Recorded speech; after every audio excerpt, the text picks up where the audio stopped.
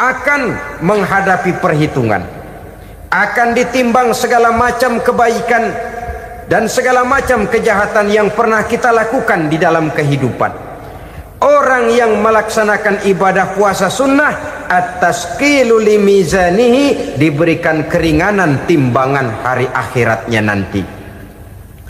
Yang kesembilan, an-najah minal bala, diberikan keselamatan dari segala macam bencana. Dan yang ke-10, as-su'ud ala darajatihi, diberikan ketinggian, naik derajatnya, derajat di dunia, lebih-lebih lagi derajat di akhirat nanti.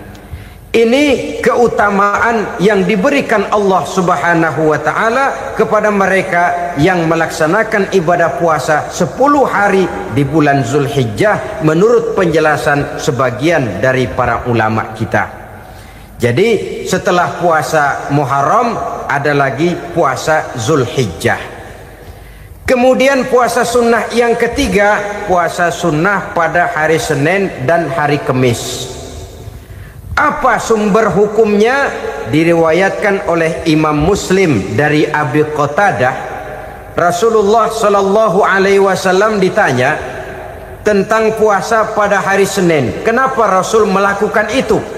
Beliau menjawab, zalika yaumu wulidtu fihi wa yaumu bu'istu au unzila alayya fihi. Hari Senin itu adalah hari di mana aku dilahirkan dan hari di mana aku dibangkitkan. Wahyu pertama turun kepadaku pun pada hari itu. Maka sunnah melaksanakan puasa pada hari itu. Adapun hari Kamis, ada hadis yang diriwayatkan oleh Imam Turmuzi dari Abi Hurairah, Nabi bersabda, tu'radul a'malu yaumul isnaini wal khamisi fa uhibbu ay yu'radu amali wa ana sha'im. Disetor amal setiap manusia pada hari Senin dan pada hari Kamis. Maka aku ingin, kata Nabi, agar pada saat amalku disetor itu aku sedang puasa. Jadi malaikat itu menurut riwayat ini mencatat dan menyetorkan catatan amalan seseorang pada hari Senin, hari Kamis. Tiap hari Senin amalan kita disetor oleh malaikat. Catatan terakhir tentu yang sedang kita kerjakan, sehingga yang masuk daftar, saya tinggalkan orang ini, dia sedang puasa, karena naik catatan amalnya pada hari Senin. Kamis diangkat lagi, catatan paling akhir, saya tinggalkan orang ini, dia sedang puasa. Itu makna fa uhibbu ayyurada amali wa ana shaim. Aku senang kalau pada saat amalku disetor, catatan paling akhir aku lagi puasa. Satu keistimewaan. Alangkah celaka tiap amalan disetor kita sedang berbuat jahat. Senin, Kamis, teler, mabok, judi. Tiap amalan disetor, catatan akhirnya saya tinggalkan si fulan lagi teler. Laporan Senin. Kamis laporan lagi, saya tinggalkan si fulan lagi mirit kartu. Saudara hadirin yang saya muliakan, alangkah jeleknya catatan kita. Oleh karena itu sunnah puasa pada hari Senin dan hari Kamis. Ini amalan sunnah, saudara-saudara. Dan oleh karena ini amalan sunnah, sebagian ulama memberikan penjelasan, walaupun lupa niat, kalau sudah malam itu lupa niat, boleh niatnya sudah siang puasa sunnah ini, dengan catatan dari pagi belum makan apa-apa. Malam saudara lupa, tahu-tahu ingat ini hari Senin, ini hari Senin, dah jam 10, niatlah jam 10 itu, sah puasanya asal dari pagi belum makan apa-apa. Tapi kalau sudah dapat 2 piring baru niat, jam 10 itu lain, ngojek namanya.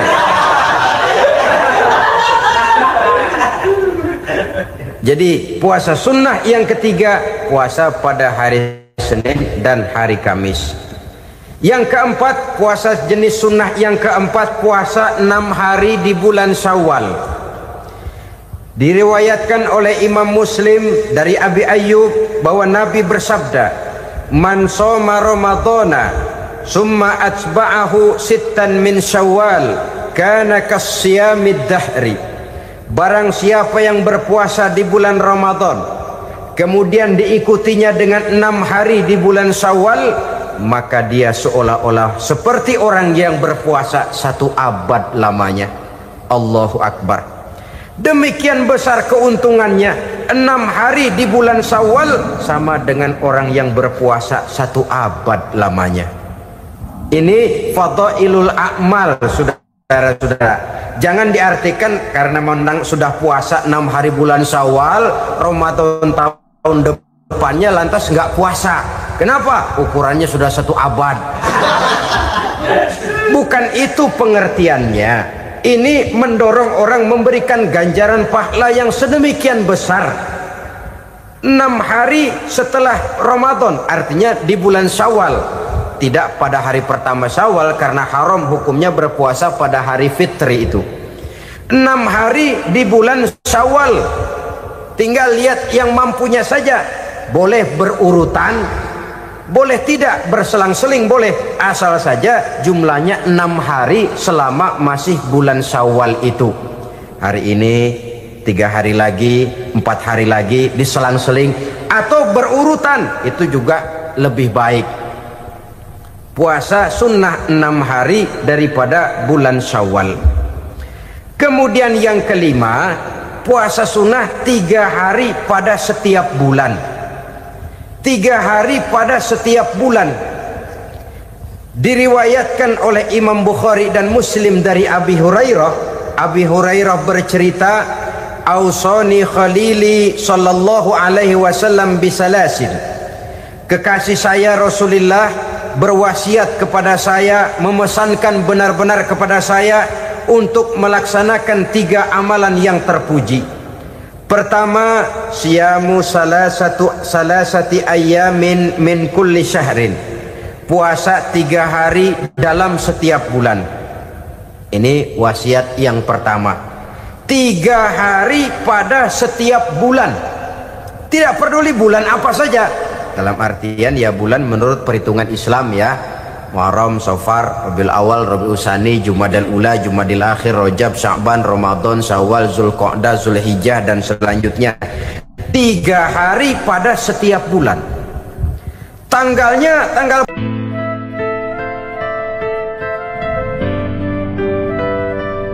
Assalamualaikum warahmatullahi wabarakatuh. Alhamdulillahi Rabbil Alamin. Wabihi nasta'inu ala umuri dunya waddin. Salatu wassalamu ala ashrafil anbiya wal mursalin, Sayyidina wa maulana Muhammadin wa ala alihi wa sahbihi ajma'in, amma ba'du. Pada pertemuan kali ini secara khusus kita akan membicarakan tentang puasa ini. Kita akan mulai dari yang pertama, puasa sunnah. Sebagaimana yang kita maklum, sunnah adalah satu perbuatan yang apabila kita kerjakan berpahala, tapi apabila kita tinggalkan tidak merupakan dosa. Hanya saja ia merupakan barometer dan ukuran daripada orang-orang yang cinta kepada sunnah itu sendiri. Ada banyak jenis puasa-puasa sunnah ini. Yang pertama, puasa sunnah di bulan Muharram. Rasulullah sallallahu alaihi wasallam bersabda, "Afdhalus siyami ba'da Ramadan syahrullahil Muharram, wa afdhalus salati ba'dal fardhah salatul lail." Diriwayatkan oleh Muslim dari Abi Hurairah. Puasa yang paling utama sesudah puasa Ramadan tidak lain adalah puasa di bulan Muharram. Dan solat yang paling afdol sesudah solat yang wajib adalah solat pada sepertiga malam yang akhir. puasa di bulan Muharram merupakan puasa sunnah dan mempunyai nilai yang sangat besar dalam pandangan Allah Subhanahu wa ta'ala.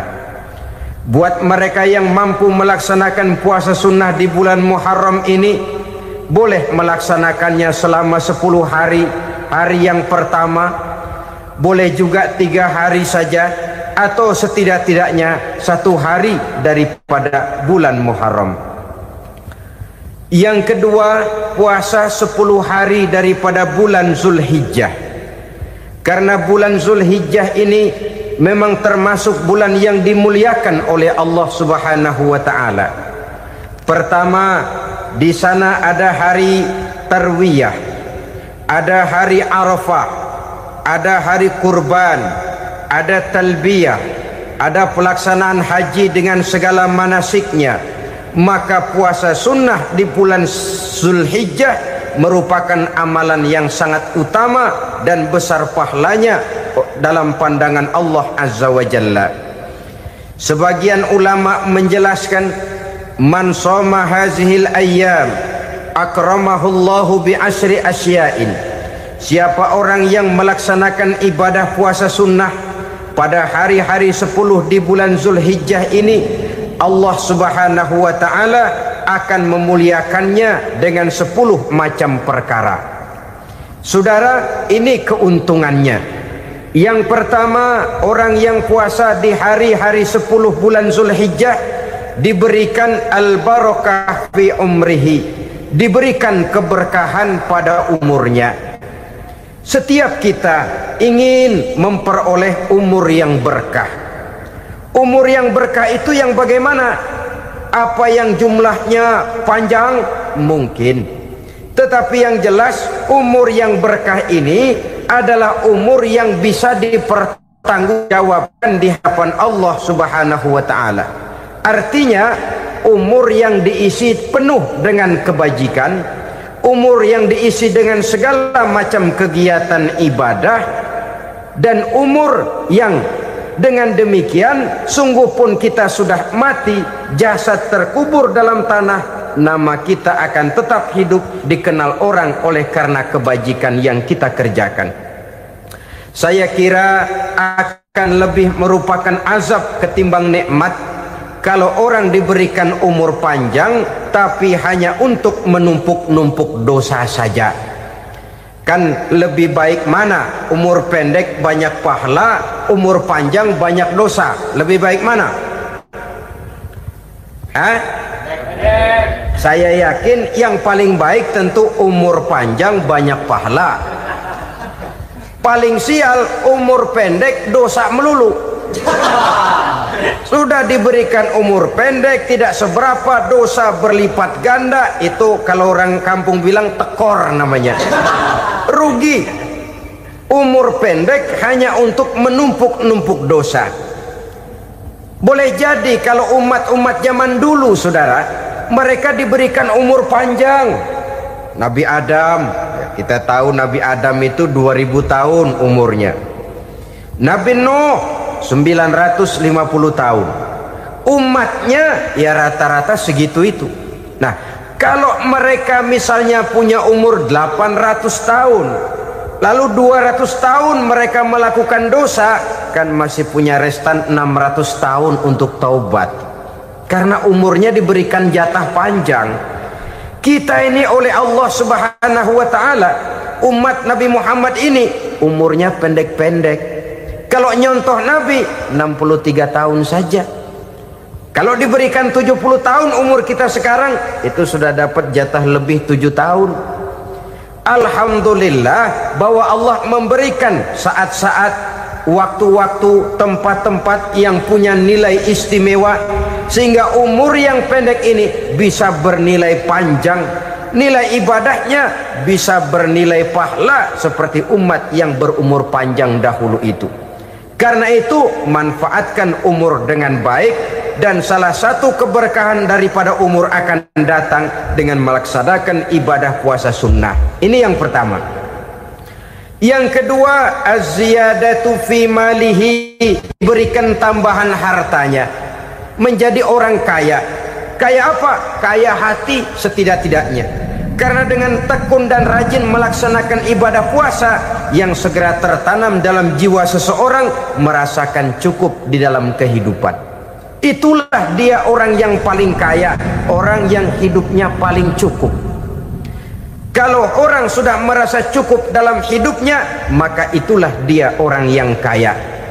Saudara-saudara kaum muslimin rahimakumullah, puasa sunnah memberikan tambahan harta, usahanya berkembang, dengan demikian membawa keberkahan, hartanya makin bertambah, akan menunjang ibadahnya kepada Allah, lebih memantapkan dan membawa ketenangan dalam hidupnya. Itu termasuk berkahnya melaksanakan puasa sunnah itu.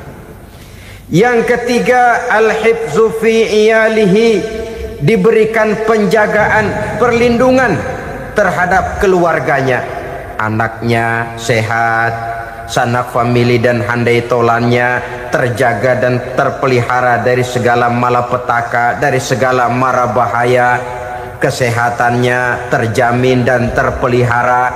Itu sudah merupakan modal yang sangat besar di dalam kita mengarungi kehidupan. Sebab rasanya sulit untuk bahagia, duit kita banyak sekali, usaha kita selalu mendatangkan untung yang berlipat ganda, tapi sebentar-sebentar anak kita sakit, yang ampek, yang korengan, yang kena musibah, ndak tak karu-karuan sakit, berobat sampai jutaan rupiah. Itu kan sudah tidak membawa kebahagiaan. Uang masuk yang begitu banyak jumlahnya, habis akhirnya untuk berobat saja. Sebenarnya hitung-hitung ya seri-seri juga. Usaha berhasil, duit banyak, habis untuk berobat. Lah sama juga saudara-saudara. Jadi dengan demikian, biar duit kita banyak, asal keluarga pada sehat saja, udah enak bener itu. Duit banyak, ekonomi cukup, keluarga sehat, nikmat rasanya menjalani kehidupan ini. Yang kiamat sudah duit kagak barang seperak, keluarga ampek semua. Kiamat sudah.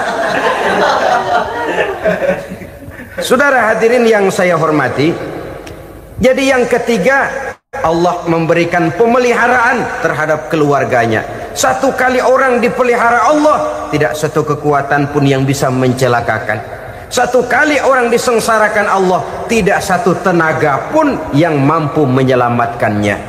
Itulah sebabnya perlindungan Allah, pemeliharaan Allah terhadap diri dan keluarga sangat kita perlukan di dalam kehidupan ini. Dengan melaksanakan ibadah puasa, kita mendekatkan diri kepada Allah. Dengan dekat kepada Allah, maka Allah pun dekat kepada kita. Sehingga dalam hadis qudsi dikatakan, ta'arraf ilallahi firraha ya'rifka fi syiddah.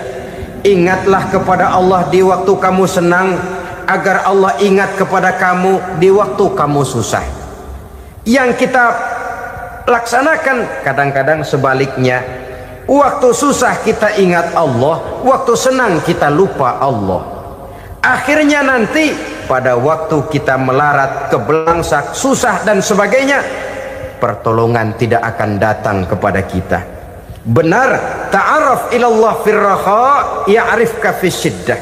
Ingatlah kepada Allah di waktu kamu susah, ingatlah kepada Allah di waktu kamu senang, agar Allah ingat kepadamu di waktu kamu mendapat kesusahan. Umumnya watak manusia memang kalau sudah dapat susah, ingat kepada Allah. Waktu duduk, waktu berbaring, sambil tidur, dalam segala keadaan Allah disebutnya, Allah dimintakan pertolongannya. Tapi dikala dia berada pada posisi di atas angin, merasa senang, bahagia, Allah terlupakan. Saudara-saudara kaum muslimin, itu yang ketiga. Yang keempat, at-takfiru li sayyiatihi. Orang yang melaksanakan puasa sunnah itu diampuni segala dosa dan kesalahan yang telah dilakukannya. Dan yang kelima, at-tad'ifu li hasanatihi, diberikan balasan yang berlipat ganda dari segala kebaikan yang dikerjakannya. 1 berbalas 7, 7 bisa berbalas 10, 10 masih berbalas 100, masih ditambah dengan wallahu yudha'ifu liman yasha. Allah melipat gandakan pahala orang-orang yang dikehendakinya. Maka carilah satu kebaikan yang apabila kita kerjakan, dosa akan dihapus dan nilai pahalanya menjadi berlipat ganda. Satu kali kita bekerja, 2-30 bisa kita raih dan kita jangkau. Yang keenam, orang yang melaksanakan puasa sunnah di bulan Zulhijjah, at-tashil li sakarati mautihi, diberikan kemudahan pada saat menghadapi sakaratul maut. Maut a mysterious problem. Dia adalah pintu yang setiap orang pasti akan memasukinya. Bahwa mati adalah mati, itu semua kita tahu. Tapi hakikat orang pada saat menghadapi mati itu kan berbeda-beda. Ada yang matinya itu gampang sekali, persis orang tidur saja, tidak nampak gelisah, tidak bikin susah yang hidup, tidak gelimpangan di tempat tidur, persis seperti orang mau tidur saja.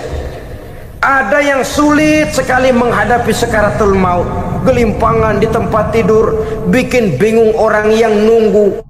Kadang-kadang seperti kerbau digorok lehernya. Saudara-saudara, sulit menghadapi sakaratul maut.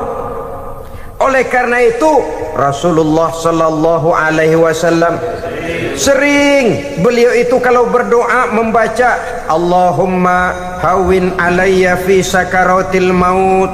Ya Allah, mudahkan saya di dalam menghadapi sakaratul maut. Rasulullah saja, saudara, orang yang ibadahnya paling banyak, orang yang hatinya paling bersih, orang yang akhlaknya paling luhur, masih berdoa semacam ini. Mohon dimudahkan oleh Allah agar mudah menghadapi sakaratul maut. Apalagi kita, terus terang kita ini paling-paling kelas muhtalid, bangsa sama pahala mau sama dosa doyan. Lebih perlu lagi menghadapi sakaratul maut, sehingga apabila malaikat maut datang menjemput nyawa kita, dimudahkan, jangan dibikin sulit, supaya mudah. Jadilah orang baik-baik. Biasanya kalau banyak yang mati, malaikat maut juga kali main-mainin dulu tuh orang, kutak-katik, ditakut-takutin dan segala macam. Saudara hadirin yang saya hormati, maka menghadapi sakaratul maut ini merupakan kunci. Apakah seseorang bisa husnul khatimah atau bisa su'ul khatimah? Salah satu jalan untuk memudahkan diri menghadapi sakaratul maut, melaksanakan puasa sunnah di bulan Zulhijjah ini. Yang ketujuh, ad-diya'u li zulumati qabrihi, diberikan terang di alam kuburnya. Kubur, saudara tahu, saudara tentu sering lihat orang dimasukkan ke liang lahat, ditutup dengan papan, dinding ari kata kita di kampung, lalu diuruk lagi dengan tanah. Dalamnya liang lahat, gelapnya liang lahat, gelapnya diuruk dengan tanah, gelapnya di dalam kubur, 3 gelap yang menjadi satu. Bapak moyangnya gelap.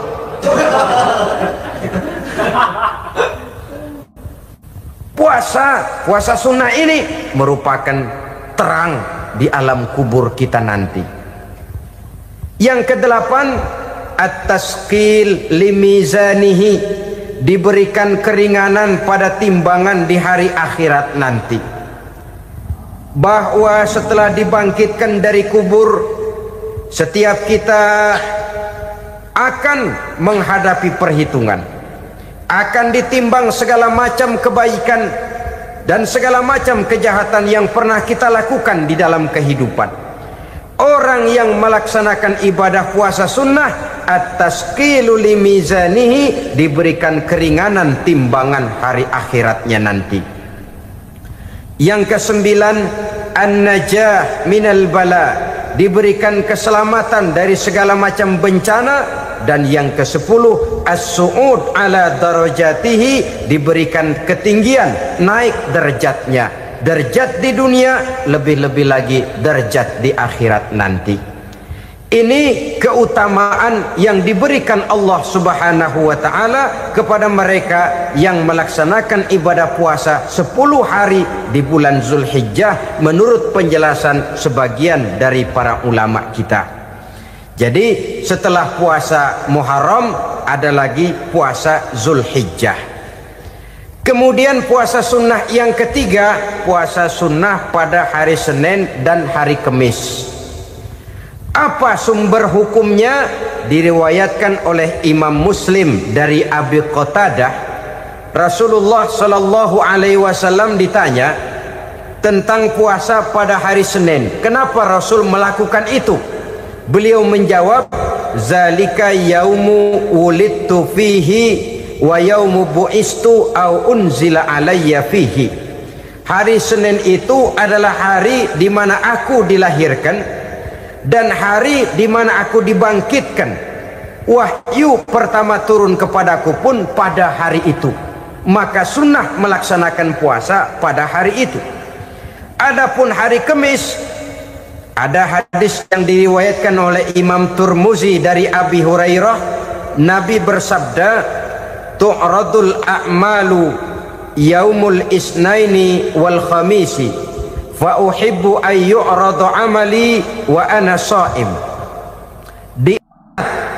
Disetor amal setiap manusia pada hari Senin dan pada hari Kamis.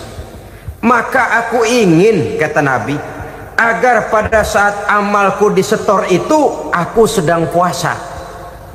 Jadi malaikat itu menurut riwayat ini mencatat dan menyetorkan catatan amalan seseorang pada hari Senin, hari Kamis. Tiap hari Senin amalan kita disetor oleh malaikat. Catatan terakhir tentu yang sedang kita kerjakan, sehingga yang masuk daftar, saya tinggalkan orang ini, dia sedang puasa, karena naik catatan amalnya pada hari Senin.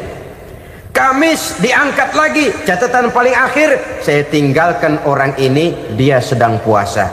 Itu makna fa uhibbu ayyurada amali wa ana shaim. Aku senang kalau pada saat amalku disetor, catatan paling akhir aku lagi puasa. Satu keistimewaan. Alangkah celaka tiap amalan disetor kita sedang berbuat jahat. Senin, Kamis, teler, mabok, judi. Tiap amalan disetor, catatan akhirnya saya tinggalkan si fulan lagi teler. Laporan Senin. Kamis laporan lagi, saya tinggalkan si fulan lagi mirit kartu. Saudara hadirin yang saya muliakan, alangkah jeleknya catatan kita. Oleh karena itu sunnah puasa pada hari Senin dan hari Kamis. Ini amalan sunnah, saudara-saudara. Dan oleh karena ini amalan sunnah, sebagian ulama memberikan penjelasan, walaupun lupa niat, kalau sudah malam itu lupa niat, boleh niatnya sudah siang puasa sunnah ini, dengan catatan dari pagi belum makan apa-apa. Malam saudara lupa, tahu-tahu ingat ini hari Senin, ini hari Senin, dah jam 10, niatlah jam 10 itu, sah puasanya asal dari pagi belum makan apa-apa. Tapi kalau sudah dapat 2 piring baru niat, jam 10 itu lain, ngojek namanya.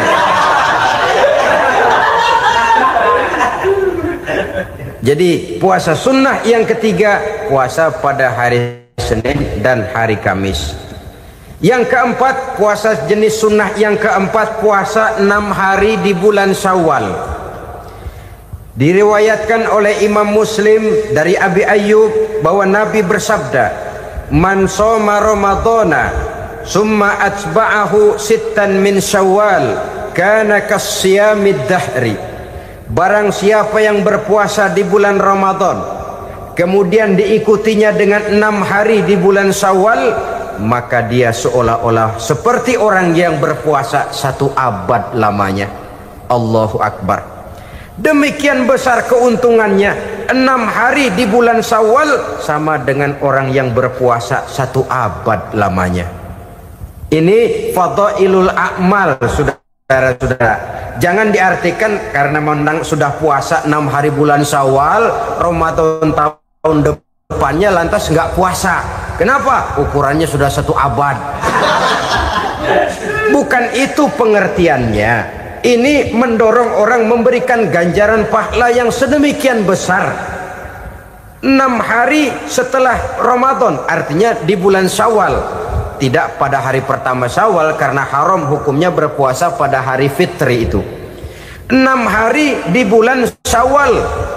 Tinggal lihat yang mampunya saja. Boleh berurutan, boleh tidak berselang-seling, boleh, asal saja jumlahnya 6 hari selama masih bulan Syawal itu. Hari ini 3 hari lagi, 4 hari lagi, diselang-seling atau berurutan, itu juga lebih baik. Puasa sunnah 6 hari daripada bulan Syawal. Kemudian yang kelima, puasa sunnah 3 hari pada setiap bulan. 3 hari pada setiap bulan. Diriwayatkan oleh Imam Bukhari dan Muslim dari Abi Hurairah. Abi Hurairah bercerita, "Ausani khalili sallallahu alaihi wasallam bisalasin." Kekasih saya Rasulullah berwasiat kepada saya, memesankan benar-benar kepada saya untuk melaksanakan 3 amalan yang terpuji. Pertama, siyamu salasati ayyamin min kulli syahrin. Puasa 3 hari dalam setiap bulan. Ini wasiat yang pertama. 3 hari pada setiap bulan. Tidak peduli bulan apa saja. Dalam artian ya bulan menurut perhitungan Islam ya. Muharram, Safar, Rabiul Awal, Rabiul Tsani, Jumadal Ula, Jumadil Akhir, Rajab, Sya'ban, Ramadan, Syawal, Zulqa'dah, Zulhijjah dan selanjutnya. 3 hari pada setiap bulan. Tanggalnya tanggal berapa saja. Lebih utama pada yang disebut Yaumul Bid, yaitu hari-hari di mana bulan menunjukkan purnama. Tanggal 13, tanggal 14 dan tanggal 15 pada setiap bulannya itu disunahkan melaksanakan puasa. Itu wasiat pertama, puasa 3 hari pada setiap bulan. Wasiat yang kedua, waraqatai duha, melaksanakan sholat duha sekurang-kurangnya 2 rakaat. Itu wasiat yang dipesankan benar kepada saya, kata Abi Hurairah. Pertama, puasa 3 hari pada setiap bulan. Yang kedua, usahakan jangan meninggalkan 2 rakaat minimal daripada sembahyang duha. Kita tahu sembahyang duha itu sembahyang sunnah di waktu pagi seketika matahari naik sepenggalahan. Sekurang-kurangnya 2 rakaat, sebanyak-banyaknya 8 rakaat. Di antara fadilah atau keutamaan daripada sholat duha ini yaitu menyangkut masalah rezeki dan usaha. Kemudian wasiat yang ketiga, wa an utira qabla an anama. Beliau sangat berwasiat kepada saya untuk sholat witir sebelum tidur. Artinya sholat malam sebagai amalan sunnah di dalam kehidupan kita. Jadi saudara-saudara, dalam hidup ini kita akan selalu berbentur dengan keperluan. Kalau pada satu saat kita sudah sampai kepada tahap berpikir ini keperluan saya, tentu hal-hal semacam ini akan kita kerjakan. Kita belum tergerak melaksanakan ini semua oleh karena barangkali kita merasa belum memerlukannya. Karena itu marilah kita berusaha di samping melaksanakan puasa yang wajib juga melaksanakan puasa yang sunnah di dalam kehidupan kita. Ini jenis puasa-puasa yang sunnah. Kemudian yang kedua, ada macam puasa yang disebut puasa nazar. Hukum pelaksanaannya wajib apabila nazarnya sudah terwujud. Puasa nazar, puasa yang dikaitkan dengan suatu persoalan. Umpamanya kalau saya lulus ujian, saya akan puasa 1 minggu lamanya. Begitu ujiannya ternyata lulus, dia wajib bayar nazarnya. Puasa 7 hari, tidak lagi sunnah tapi wajib karena dia nazarkan. Asal saja tidak sah nazar kepada yang makruh, apalagi kepada yang haram. Umpamanya nazar kalau tembus 6 nomor mau puasa 3 hari. Itu nazar semacam itu bukan saja tidak sah tapi haram hukumnya. Tidak boleh nazar kepada yang makruh apalagi kepada yang haram. Jadi apabila maksud yang sudah kita niatkan tercapai, wajiblah nazar itu dibayar, yaitu kalau nazarnya sunnah melaksanakan ibadah puasa. Saudara-saudara kaum muslimin rahimakumullah, jenis puasa yang ketiga kita kenal dengan puasa wajib, dan ini kita laksanakan pada bulan suci Ramadan. Tentang teknis pelaksanaan ibadah puasa di bulan Ramadan sudah pernah saya bicarakan pada pertemuan tentang Ramadan dan Idul Fitri. Pada kesempatan ini saya hanya ingin mengajak bahwa di dalam melaksanakan ibadah puasa Ramadan ini, marilah kita mengadakan evaluasi. Kenapa demikian? Barangkali secara jujur, walaupun agak berat, saya masih harus berkata, masih banyak di antara kita umat Islam yang di dalam melaksanakan suatu ibadah terjebak dalam rutinitas ritual. Apa itu rutinitas ritual? Itu bahasa susah. Berhubung saya tidak ingin bicara yang susah-susah, kita bicara yang mudah-mudah saja. Maksud saya, banyak di antara kita umat Islam yang di dalam melaksanakan suatu ibadah itu hanya dengan prinsip asal sekadar gugur kewajiban saja. Akibatnya, sampai sejauh mana ibadah itu berhasil membentuk kepribadian diri kita, kita jarang mengadakan evaluasi dan penilaian. Sholat yang penting gugur kewajiban, puasa yang penting sudah gugur kewajiban, haji yang penting sudah gugur kewajiban. Maka jangan heran kalau itu yang jadi prinsip, ibadah lantas tidak punya dampak dalam membentuk kepribadian diri. Banyak orang yang rajin sholat tapi munkarnya jalan terus, sampai kadang-kadang kita bingung, yang sembahyang dia, yang nyolong dia. Puasanya kelihatannya tekun tapi tidak punya kepekaan sosial. Sama yatim piatu bersifat masa bodoh, sama fakir miskin malah gemes. Tidak lantas tumbuh kepekaan sosial walaupun dia sudah ikut merasakan tidak enaknya lapar dan haus. Ada juga yang sudah haji 4-5 kali mondar-mandir Jakarta Mekah, tapi gaya hidupnya tetap seperti katak di kolong tempurung, picik, sempit pandangan, dangkal hati, tidak terbuka walaupun sudah melihat Islam dalam skala internasional. Yang dia lihat, yang dia saksikan, yang dia pandang tidak sanggup menggugah dan mengubah jiwanya, tidak bisa mewarnai pandangan hidupnya. Inilah akibatnya kalau ibadah hanya dikerjakan dengan prinsip asal sekadar gugur kewajiban. Hasilnya yaitu tadi, hajinya cuma menang topi putih sama serban.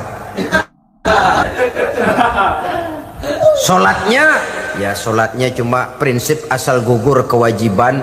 Begitu juga puasanya, begitu juga zakatnya dan ibadah-ibadah lainnya. Bukan tanpa satu maksud. Jikalau Allah Subhanahu wa ta'ala memerintahkan kita melaksanakan ibadah puasa di bulan suci Ramadan, bahkan maksud itu sangat pada penghujung ayat yang memerintahkan kita puasa.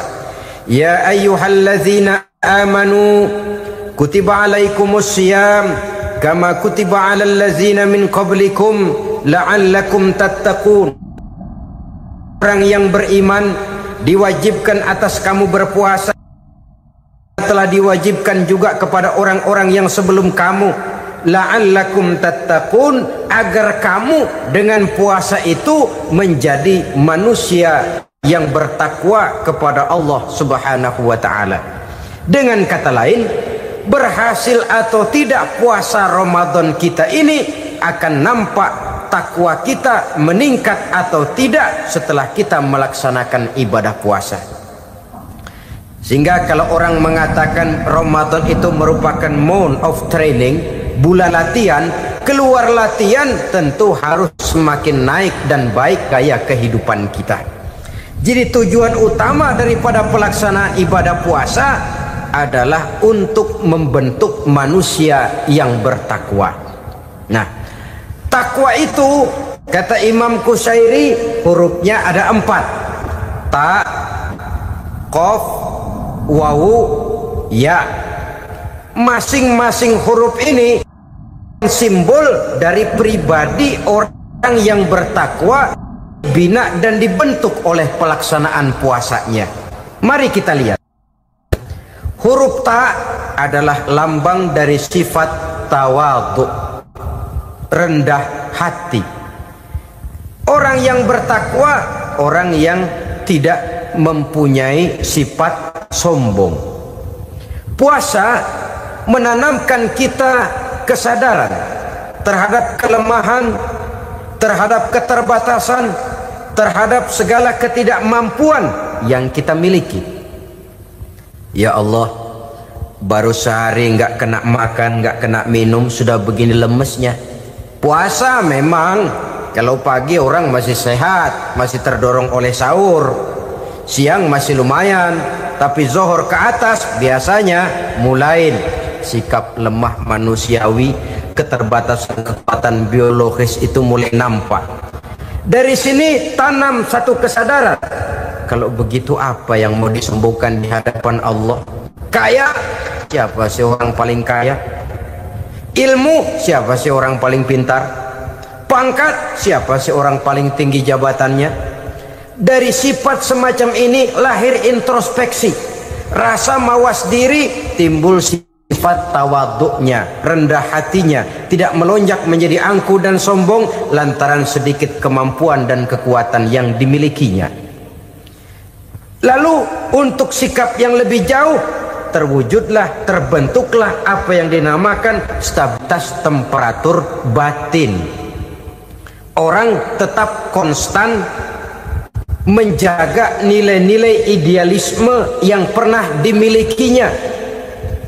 Dia mulai dengan adil, dia berjalan tetap dengan keadilan, dan dia berakhir juga tetap dalam keadilan. Jangan mulainya adil, tengahnya setengah adil, di akhirnya malah zolim sama sekali. Ini tidak punya stabilitas temperatur batin. Kan banyak orang begitu toh. Mulanya benar, belakangan mau benar sendiri. Mulanya sudah rela berkorban buat kepentingan orang banyak, belakangan malah selalu mengorbankan kepentingan orang banyak. Waktu di bawah rajin baca ayat kursi, dapat kursi lupa ayat. Stabilitas temperatur batin, tertipu oleh perasaan seolah-olah situasi dan kondisi sudah serba memungkinkan, sudah serba menguntungkan. Orang yang dibentuk pribadinya oleh pelaksanaan ibadah puasa, dia sadar apapun keberhasilannya, apapun kedudukannya, apapun nilai kekayaannya, itu cuma sebagian kecil sekali dari apa yang ada pada zat Allah Subhanahu wa ta'ala. Hati tidak takabur, sesuai dengan namanya takabur dari kalimat takabbaro ya takabbaru, membesar-besarkan diri. Orang yang suka membesar-besarkan diri, orang yang tidak yakin bahwa dirinya orang besar, lalu dibesar-besarkan dirinya. Sebenarnya itu sudah satu sikap di mana dia tidak percaya kepada diri sendiri. Dirinya sebenarnya bukan apa-apa, cuma ingin dianggap besar, lalu dibesar-besarkan. Takabbur namanya. Puasa sekali lagi melatih kita menanamkan kesadaran akan kelemahan dan keterbatasan kita sebagai makhluk. Itu sikap tawadu. Fir'aun, saudara tahu Fir'aun, lama-lama dia jadi raja, lupa diri dan lupa daratan, melonjak menjadi angkuh dan sombong sampai kepada puncak kekurang ajarannya, memproklamirkan dirinya menjadi Tuhan. Hitler juga begitu. Pendeknya orang manakala tidak ada kesadaran tentang dari mana segalanya berasal dan kemana segalanya akan kembali, dia mudah out of control. Kalau sudah out of control, maka dia akan melakukan perbuatan yang melampaui batas. Itu yang pertama. Jadi orang takwa, orang yang rendah hati, salah satu tujuan daripada pelaksanaan ibadah puasa menanamkan sikap rendah hati. Dari sikap rendah hati ini yang timbul lalu apa? Kepekaan sosial. Kalau saya puasa, saya sudah merasakan bagaimana tidak enaknya lapar. Saya sudah merasakan bagaimana tidak enaknya haus. Tapi bagaimanapun, saya lapar cuma sebentar, saya haus cuma sebentar. Selesai maghrib, lapar saya hilang, haus saya hilang. Bagaimana yatim piatu, orang-orang tua jompo yang perlu santunan, orang-orang miskin yang terkapar di kolong-kolong jembatan, yang tiap hari merasakan perasaan seperti ini tanpa tahu kapan hidup dan nasibnya akan berubah, tidur beratapkan langit berselimut koran. Kalau demikian saya ini beruntung, kalau demikian apa yang bisa saya lakukan untuk mereka? Kepekaan sosial ini lalu timbul dalam apa yang orang sekarang namakan solidaritas, kesetiakawanan sosial. Hidup tidak hanya untuk kepentingan diri dan perutnya sendiri saja, tapi mau menolong, mau membantu orang yang memang memerlukan bantuan dan pertolongan itu sendiri. Jangan setelah tahu lapar tidak enak, haus tidak enak, tapi kita tidak mau tenggang rasa, tidak mau timbang rasa. Begini loh tidak enaknya lapar, begini loh tidak enaknya haus. Ini terjadi pada diri saya masih mampu, masih berbuka puasa. Bagaimana yang tiap hari merasakan seperti ini? Tidak Ramadan, tidak Syawal, tidak Zulqa'dah, tidak Zulhijjah, selalu kelaparan dan kehausan. Dari sana timbul kepekaan sosial. Lalu lahirlah sikap pemurah, dermawan, mau menoleh ke kiri dan ke kanan. Bahkan Al-Quran itu sampai mengancam betul. Ara'aita allazi yukadzibu bid-din fadzalika allazi yad'ul yatim wa la mendustakan agama. Islam mendustakan Islam. Salat dia tapi mendustakan salat. Puasa dia tapi mendustakan puasa. Siapa mereka itu? Fadzalika allazi yad'ul yatim. Merekalah orang-orang yang meninggalkan anak-anak yatim. Wa la yahuddu ala ta'amil miskin, dan tidak pernah memberi pertolongan, tidak memerintahkan memberi makan kepada fakir miskin, walaupun dia berada pada posisi dan kondisi yang memang dia mampu. Nah, kalau dia tidak mampu itu lain soal. Dia mampu, dia tahu, dan dia diam saja, itu termasuk yukadzibu biddin, orang-orang yang mendustakan agama. Berlindung kita kepada Allah, jangan sampai termasuk ke dalam kelompok itu. Yang kedua, saudara, huruf takwa itu qaf. Qaf adalah lambang dari sifat qanaah. Qanaah artinya merasa cukup. Puasa melatih kita untuk bersikap cukup dalam hidup. Kalau kita perturutkan menjelang saat berbuka, menunggu waktu berbuka, istilah orang di Jawa Barat ngabuburit katanya, kita menunggu saat berbuka, segalanya saja ingin kita beli, segalanya saja ingin kita minum, semuanya saja ingin kita makan. Sebab nafsu sudah begitu berupa, perut sudah sedemikian lapar, kerongkong sudah sedemikian haus, rasanya semuanya saja ingin kita telan. Tapi tahukah kita bahwa setelah maghrib berbunyi, Berapa banyak yang kita makan? Berapa banyak yang kita minum? Sesuaikah dengan keinginan kita tadi siang? Tadi siang semuanya ingin kita makan, tadi siang semuanya ingin kita minum. Setelah berbuka, berapa banyak yang kita makan, berapa banyak yang kita minum? Itulah kehidupan. Segalanya ingin kita kuasai, segalanya ingin kita punyai, tapi berapa sih yang benar-benar kita perlukan? Maka orang kaya adalah orang yang hidupnya cukup. Orang miskin hakikat yang selalu merasa kurang. Bagaimanapun besar rumah, banyak uang kita, berpuluh kendaraan kita, kalau hidup selalu merasa kurang, itu artinya kita masih miskin. Maka jikalau ingin menjadi orang kaya, kuncinya hakikatnya cuma satu, hati kita merasa cukup dengan yang diberikan Allah, bersyukur atas segala nikmatnya, dan dengan syukur itu, nikmat itu akan ditambah oleh Allah Subhanahu wa ta'ala.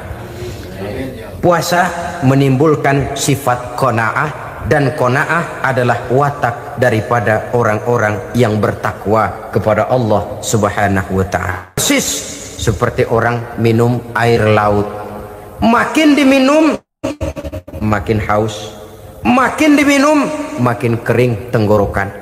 Begitulah orang berhadapan dengan materi. Tadinya dia akan senang kalau dia merasa punya tanah ratusan hektar. Sudah ratusan hektar tidak cukup, ngelamun lagi, alangkah nikmatnya kalau bisa beli gunung.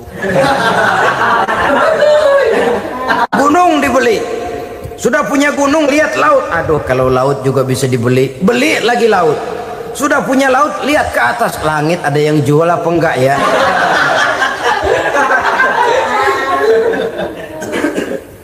Seperti orang berhadapan dengan air laut yang makin diminum makin membuat kita haus dan makin kering tenggorokan ini. Maka itu harus dihentikan. Sikap untuk menghentikan itu tidak lain adalah dengan sifat qanaah itu tadi, merasa cukup dengan apa yang diberikan Allah, mensyukuri nikmatnya. Itu yang kedua. Yang ketiga, pada kalimat takwa ada huruf wawu. Wawu adalah simbol dari sifat wara dengan ain. Wara, orang yang terpelihara dirinya baik dari yang subuhat, lebih-lebih dari yang haram. Subuhat, saudara tahu, barang yang remeng-remeng. Tapi sungguh pun remeng-remeng, kira-kira prosentasenya 70-30. 70% haram, 30% kemungkinan halalnya. Maka yang subuhat lebih baik dijauhi daripada diambil. Orang yang punya kepribadian wara, dirinya terpelihara, jangankan dari yang haram, dari yang subuhat saja dia sanggup menjaga dan memelihara dirinya. Oleh karena itu saya heran kalau orang di bulan Ramadan dia sanggup menjaga diri di waktu siang dari jenis makanan yang halal, dari jenis minuman yang haram. Ada tahu nganggur di meja siang, enggak dia makan. Ada air teh nganggur di meja siang, enggak dia makan. Padahal itu jenis makanan dan minuman yang halal. Tapi ketika datang maghrib, dia berbuka dengan makanan yang dibeli dari uang yang dihasilkan dengan cara yang haram. Bukankah itu sesuatu yang terbalik? Bukankah demikian, dengan demikian sudah tidak lagi menimbulkan sikap yang bisa memelihara dan menjaga kepribadian diri? Orang yang membiasakan diri terpelihara dari yang subuhat apalagi yang haram, maka baik yang dipakainya, yang diminumnya, yang dimakannya terdirilah dari barang-barang yang baik yang dihalalkan oleh agama. Wara. Kemudian yang keempat, pada huruf kalimat takwa ada huruf yakin. Huruf ya simbol dari sifat yakin. Orang yang puasa dibentuk kepribadiannya mempunyai satu keyakinan yang tangguh, dan keyakinan adalah ciri daripada orang yang takwa. Kita lihat yang dipanggil melaksanakan ibadah puasa ini kan iman, karena memang sulit untuk melaksanakan puasa kalau tidak iman yang jadi dasar. Setidaknya seperti sudah pernah saya sampaikan, ibadah puasa ini memang sulit terkena penyakit show. Kalau kita sholat barangkali terangsang karena kelihatan orang lain. Kalau kita pergi haji mungkin jadi sugesti karena orang banyak tahu. Kalau kita bayar kita jadi terangsang karena banyak orang lihat. Tapi kalau sudah puasa, puasa itu kan yang tahu cuma kita dan Allah saja. Ya, kita sholat, orang lain lihat, kita jadi rada semangat. Kita pergi haji, orang lain banyak ngantar, kita semangat. Kita bayar zakat, orang lain banyak saksikan, kita bersemangat. Tapi kita puasa, siapa yang mau nyaksiin kita puasa? Siapa yang mau memuji kita puasa? Siapa yang mau menyanjung kita puasa? Itu cuma urusan kita dan Allah. Oleh karenanya, dasar daripada pelaksanaan ibadah yang harus mencedik tenggorokan segalanya jadi nikmatan. Tidak ada kerja yang lebih indah selain kerja yang didasarkan kepada satu keyakinan bahwa yang kita kerjakan itu adalah sesuatu yang benar. Dalam hal ini sesuatu yang diperintahkan oleh Allah Subhanahu wa taala kepada kita. Saudara-saudara kaum muslimin rahimakumullah. Demikianlah titik evaluasi kita. Jangan berpuasa hanya dengan prinsip asal sekadar menggugurkan kewajiban saja, yang akan berakibat Ramadan tahun ini berakhir begitu, Ramadan terjebak menjalani rutinitas ritualnya saja. Bahkan kadang-kadang yang nyata betul, Nabi menganjurkan tingkatkan ibadah pada 10 hari yang akhir di bulan Ramadan, tanggal 20 sampai akhir Ramadan. Yang kita praktekkan malah kegiatan ibadah kita justru menurun pada 20 Ramadan yang akhir.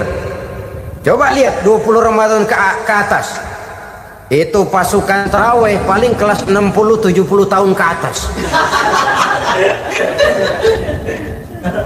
Kemana yang lain? Sudah berpikir menghadapi lebaran, berpikir pulang mudik, berpikir macam-macam. Akibatnya konsentrasi ibadah lalu buyar. Dianjurkan Rasul, tingkatkan ibadah pada 10 hari yang terakhir. Kita malah makin ke akhir makin lancip.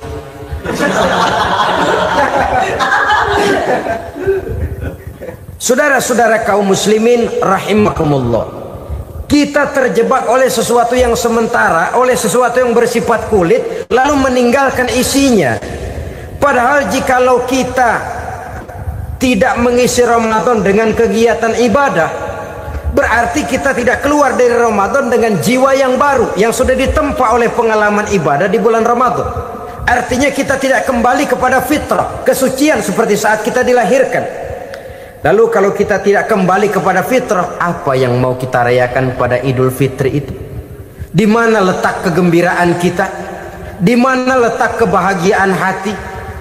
Kembalikah kita kepada fitrah? Tidak. Benarkah puasa yang kita kerjakan? Kelihatannya juga tidak. Adakah dampak dari pelaksanaan ibadah dalam pribadi kita? Tidak. Kadang-kadang Ramadan selesai malah teriak merdeka.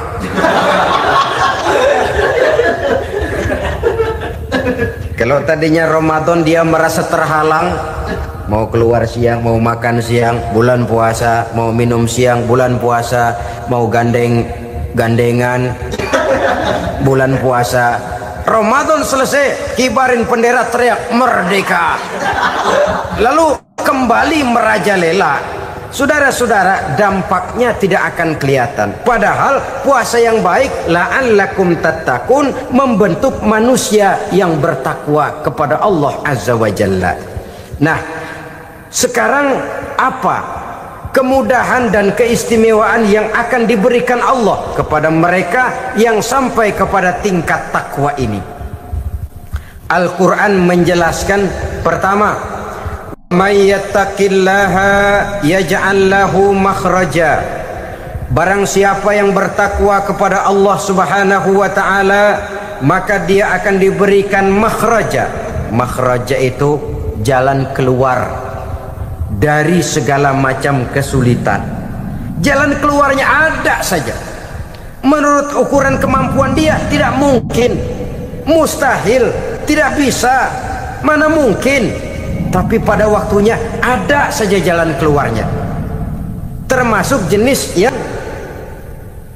yaj'al lahu makhraja. Orang yang bertakwa kepada Allah selalu diberikan jalan keluar dari segala kesulitan yang dihadapinya. Siapa sih orangnya yang tidak pernah sulit dalam hidup? Siapa orang yang tidak pernah mengalami kesulitan? Tapi kadang orang menilai, itu kelihatannya hidupnya enak aja ya, kayaknya nggak pernah mengalami kesulitan. Sebenarnya bukan tidak pernah mengalami kesulitan, Allah selalu memberikan jalan keluar dari segala kesulitan yang dihadapinya. Lah kalau Allah yang memberikan jalan keluar, tentu sangat mudah sekali. Orang yang bertakwa diberikan jalan keluar dari segala macam kesulitan. Satu. Yang kedua, wa yarzuqhu min haitsu la yahtasib.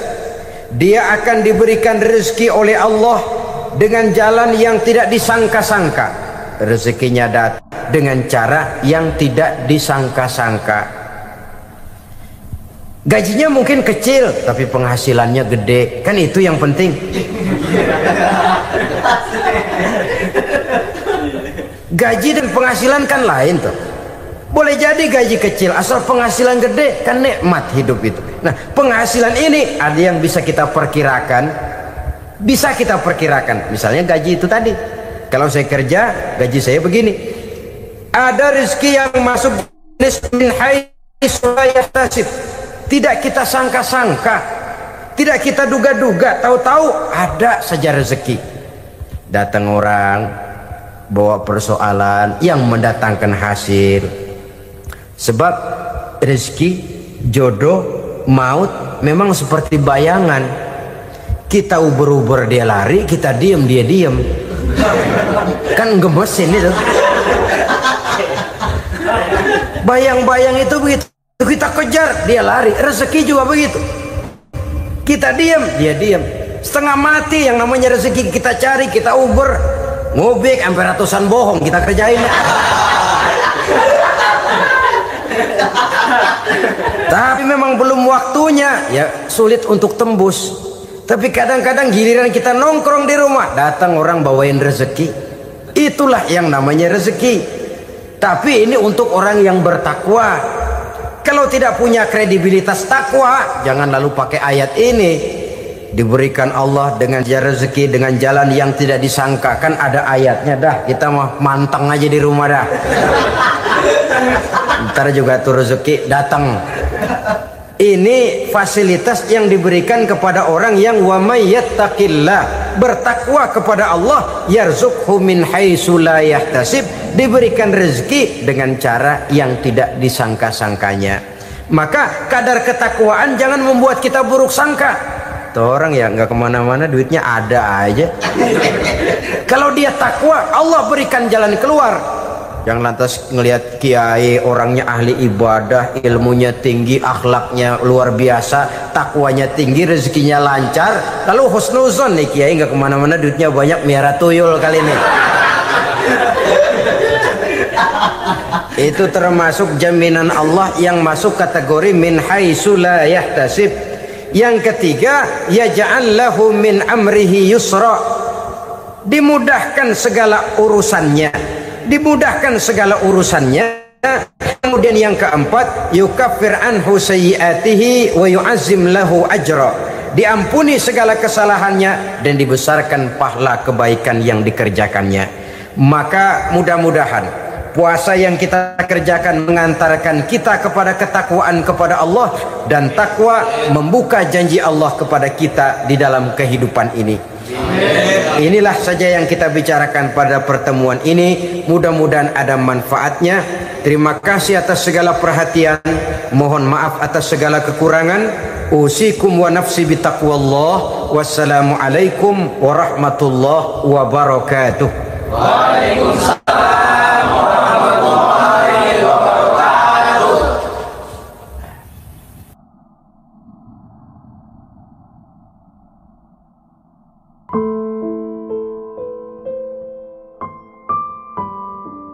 Saya percaya kepada sesuatu yang saya mengerti, sesuatu yang boleh dipelajari sejak TK sampai perguruan tinggi, sejak anak-anak sampai kakek nenek.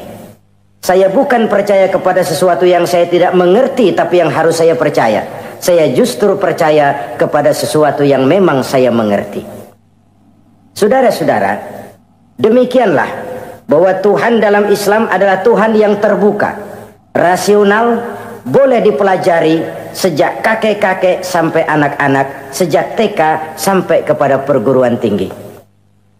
Lalu yang kedua, masih menurut kata dia, saya adalah pengagum Amerika, dia bilang, sebagai penegak hak-hak asasi manusia, sebagai pahlawan demokrasi yang pagi-pagi sudah mencanangkan di dalam dia punya Declaration of Independence bahwa semua manusia dilahirkan sama, all men are created equal.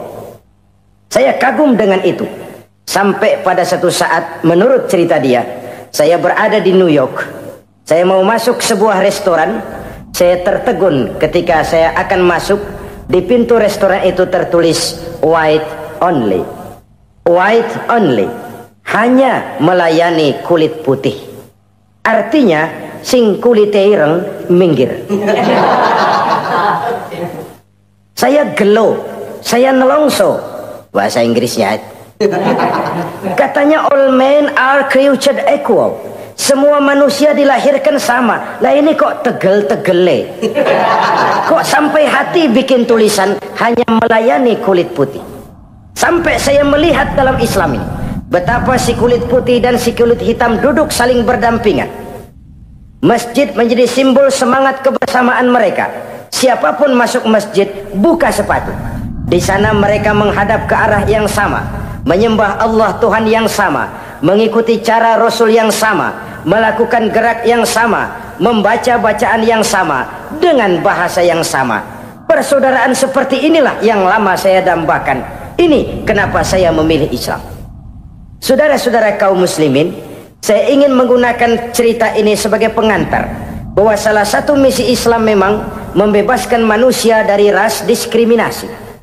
Nabi menyatakan, innallaha la yanzuru ila suwarikum wa amwalikum, walakin yanzuru ila qulubikum wa a'malikum.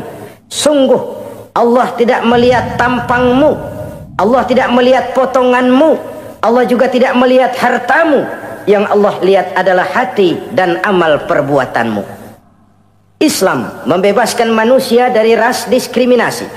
Dari manapun orang datang, apapun warna kulitnya, dari suku apapun ia dilahirkan, akidah mengikatnya dalam satu persaudaraan yang mesra, persaudaraan Islam. Nilai manusia dengan demikian bergantung kepada ketakwaannya. Takwa, seperti kita tahu, adalah bahasa Quran yang sudah menjadi bahasa kita. Sedemikian sering kalimat ini dipakai, sampai-sampai ia mengalami pergeseran dari arti yang sebenarnya. Takwa, sejauh yang kita baca dari peninggalan para ulama kita, mempunyai konotasi imtithalul awamir wajtinabun nawahi, melaksanakan seluruh yang diperintah Allah dan meninggalkan semua yang dilarangnya. Apa perbedaan prinsipnya? Kalau melaksanakan perintah itu sesuai dengan kemampuan, tapi menjauhi larangan itu mutlak. Enak kalau ada ayat jauhilah larangan Allah semampu kamu, enak. Yang semampu kita itu melaksanakan perintah, tapi kalau sudah meninggalkan larangan mutlak, jauhi, tinggalkan. Disitulah nilai ketakwaan seseorang. Ini kan enggak, karena takwa digunakan oleh semua orang, akhirnya artinya bergeser. Semua ngomong takwa. Pejabat kalau dilantik bertakwa, bertakwa, bertakwa, sampai membleh bertakwa. Setelah pelantikan mata takwa ngalor dia ngidul. Harus dikembalikan kepada pengertian asalnya. Takwa itu adalah komitmen seseorang kepada perintah Allah dan komitmen meninggalkan yang dilarangnya sesuai dengan kemampuan. Di situ nilai manusia dalam pandangan Allah. Yang tadi Nabi katakan, Allah nggak lihat potongan kita, Allah nggak lihat harta kita. Yang Allah lihat adalah hati dan amal perbuatan, dan itulah takwa itu. Maha benar Allah dengan firman-Nya yang menyatakan, inna akramakum indallahi atqakum. Yang paling mulia di antara kamu dalam pandangan Allah adalah orang yang paling bertakwa kepadanya. Sering sekali sekarang ini kalimat agama digunakan untuk maksud yang tidak sama dengan maksud agama. Ya contoh kalimat takwa ini. Atau misalnya kita baca iklan telah berpulang ke rahmatullah dengan tenang. Kalau dengan tenangnya sih boleh dah, mana ada orang mati kelojotan. Tenang. Tapi ke rahmatullah. Rahmatullah itu kan artinya kasih sayang Allah. Kasih sayang Allah itu kan surga. Kalau bajingan mati, nggak ke rahmatullah pulangnya. Kalau mau jujur mestinya telah pulang ke neraka. Kalau mau jujur, kalau mau pakai bahasa netral sopan, telah berpulang. Begitu sajalah. Pulang kemana? Ya sesuai dengan amalan dia. Tapi kita kadang salah kaprah menggunakan kalimat rahmatullah untuk yang tidak baik. Termasuk di dalamnya penggunaan kalimat takwa ini. Padahal disinilah nilai manusia dalam pandangan Allah. Kalau manusia dinilai dari potongannya, bintang film nomor 1 masuk surga. Kalau manusia dinilai dari hartanya, konglomerat nomor 1, kita mau belakangan, buncit banget gitu. Allah maha benar. Yang paling mulia di antara kamu dalam pandangan Allah, yang paling bertakwa kepadanya. Nah, apa sih sifat-sifat orang takwa itu? Ini yang akan kita bicarakan pada pertemuan kali ini. Berangkat dari surah Al-Baqarah ayat 3 sampai dengan ayat 5, kita akan melihat 5 tanda orang-orang takwa itu. Apa dia? Pertama, allazina yu'minuna bil ghaib. Orang yang bertakwa adalah orang yang beriman kepada hal-hal yang gaib. Kita tahu bahwa yang ada ini kan cuma 2 saja pada hakikatnya. Pertama Allah, dan yang kedua alam. Allah adalah apa yang selain alam. Yang selain alam itu ya Allah namanya. Allah itu bukan alam, dan alam bukannya Allah. Allah disebut Khalik, alam disebut makhluk. Kemudian alam ini kan ada 2 macam. Ada alam nyata, ada alam gaib. Ada alam syahadah, ada alam gaib. Alam nyata kita sebut dengan alam fisika, dan alam gaib kita namakan dengan alam metafisika. Termasuk dalam alam gaib ini kita wajib beriman. Akhirat, alam gaib, kita percaya akhirat itu ada. Alam kubur, alam gaib, kita yakini keberadaannya. Malaikat, alam gaib. Jin, alam gaib. Setan, genderuwo, memedi, kuntilanak, tuyul. Kita percaya kepada iblis, percaya bahwa iblis itu ada. Kita percaya kepada malaikat, percaya bahwa malaikat itu ada. Dan kepercayaan ini sudah nature. Kalau kita lihat dalam dunia animisme, orang dahulu menyembah pohon sebenarnya kan karena dia percaya bahwa pohon punya kekuatan. Kekuatan itu yang disembah untuk mengharap manfaatnya atau terhindar dari bahaya yang bisa ditimbulkannya. Orang menyembah api karena percaya di balik api itu ada kekuatan. Orang menyembah lautan begitu, orang menyembah gunung begitu. Nah, Islam mengarahkan ini kepada hal-hal yang lebih konkret. Percaya kepada alam gaib, bahwa di balik alam nyata ini ada alam yang tidak nyata. Apakah itu namanya akhirat, alam barzah, malaikat, jin, itu semua termasuk di dalam alam yang gaib. Orang yang bertakwa, alladzina yu'minuna bil ghaib. Dia percaya kepada yang gaib-gaib itu. Percaya tentang adanya. Bukan percaya kepada iblis lalu ngikutin si iblis, bukan. Kita percaya yang namanya iblis itu ada, setan itu ada, jin itu ada, malaikat itu ada, alam kubur itu ada. Sebagai makhluk yang diciptakan oleh Allah, dan Allah sebagai Khalik. Baik alam syahadat, baik alam gaib, penciptanya tetap Allah subhanahu wa ta'ala. Allah menciptakan siang, Allah ciptakan malam, Allah ciptakan yang baik, Allah ciptakan yang tidak baik. Apa perlunya? Ada manfaatnya untuk keseimbangan dalam alam ini. Manusia kan diberikan kebebasan, bahwa segala sesuatu sudah ditentukan Allah memang, tapi kan tidak diberitahukan ke kita. Alam naj'al lahu 'ainaini wa lisana wa syafatain. Bukankah kami berikan kamu 2 mata, 2 telinga, lidah? Bukankah kami berikan kamu kemampuan untuk berpikir? Kami berikan tunjukkan 2 jalan, yang baik, yang tidak baik. Kira-kira, manusia, ini jalan kebaikan, akhirnya akan sampai ke surga. Ini jalan kejahatan, akhirnya akan sampai ke neraka. Silakan kamu memilih. Agar kamu tidak salah pilih, kami berikan otak. Kami turunkan Rasul, kami turunkan wahyu, kami turunkan agama. Kalau sudah semikian komplitnya, masih salah pilih juga, emang dasar rezeki bonyok. Dikasih otak. diturunkan nabi dan rasul, diturunkan wahyu, ditunjukkan jalan kebenaran. Malahan kata Imam Mustafa Al-Maraghi, Allah memberikan petunjuk kepada kita itu bertahap. Pertama diberikan yang namanya hidayatul ilham, insting. Insting ini tingkatan dasar yang sangat diperlukan oleh manusia. Kita bisa lapar, kita bisa sedih, kita bisa gembira, kita bisa nangis, kita bisa ketawa. Nggak ada yang ngajarin. Belum pernah saya melihat ada kursus ketawa. Belum pernah. Belum pernah ada akademi pertangisan. Nggak ada. Itu insting yang kita bawa sejak lahir. Dan anehnya ketawa tiap orang nggak sama, nangis tiap orang nggak sama. Itu insting. Bayangin kalau itu nggak ada. Kita nggak bisa sedih, nggak bisa gembira, kita nggak bisa ketawa, nggak bisa nangis. Polos hidup ini, kayak boneka. Nggak ada insting. Nah, ini juga diberikan kepada binatang. Binatang kan cuma instingnya insting rendah. Binatang marah bisa marah. Tapi perasaan mulia binatang nggak punya.